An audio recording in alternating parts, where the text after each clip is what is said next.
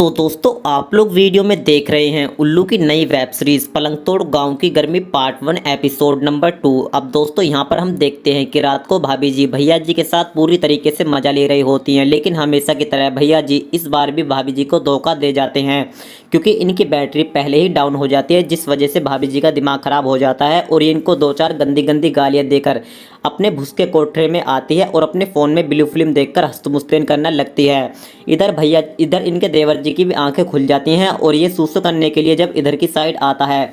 तो ये भाभी जी को हस्तमुस्तेन करता हुआ चोरी से देख लेता है, जिसको देखकर इसके अंदर भी अरमान जागने लगते हैं और ये भाभी जी के साथ पलंग तोड़ने का प्लान बना लेता है। अब भाभी जी अपना अधूरा काम पूरा करके अपने कमरे की तरफ लौट रही होती हैं तो बीच रास्ते में इनका देवर इनका रास्ता रोक लेता है और बोलता है कि भाभी जी आपको इतना पसीना क्यों आ रहा है? मुझको पता है कि इस उम्र में भैया तुमको वो सुख नहीं दे पाते जो तुमको चाहिए, पर तुम टेंशन मत लो, मैं कब कमाऊंगा, तुमको जब भी मेरी जरूरत पड़े तो मुझको बता दीजिए। इस बात को सुनकर भाभी जी अपने देवर की बातों का बुरा मान जाती हैं और अपने देवर से हटने के लिए बोलती हैं। फिर इसका देवर अपनी भाभी का रास्ता छोड़ देता है और भाभी जी कमरे में सोने के लिए चली जाती हैं। अब अगली रात फिर से भाभी जी भैया जी के साथ अपनी संतुष्टि मिटाने के लिए कोशिश करती हैं, लेकिन भैया जी बोलते हैं अरे कल ही तो हमने किया था, मुझसे रोज रोज नहीं हो सकता, तुम सो जाओ कभी और देखेंगे। इस बात को सुनकर फिर से भाभी जी का दिमाग खराब हो जाता है। फिर अचानक से भाभी जी को अपने देवर और देवरानी की आवाज़ें सुनने लगती हैं, जिन आवाज़ों को सुनकर भाभी जी मदहोश होने लगती हैं।